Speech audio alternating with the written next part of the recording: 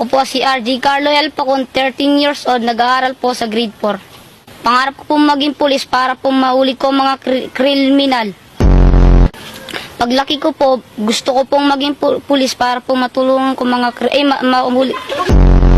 Paglaki ko po, gusto ko pong maging pulis para po mahuli ko ang kriminal. Paglaki ko po, gusto ko pong maging sunda.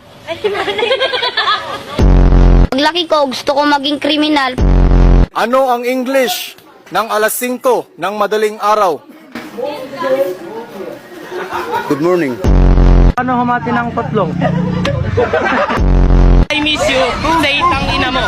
Tang ino. Tang ina mo. Yeah, that's the say I miss you. Tang ina mo.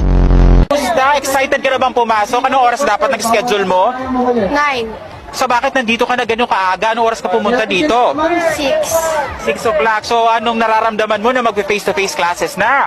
Wala. Masaya ka ba? Opo. Okay, masaya na, parang hinalulungkot si ate.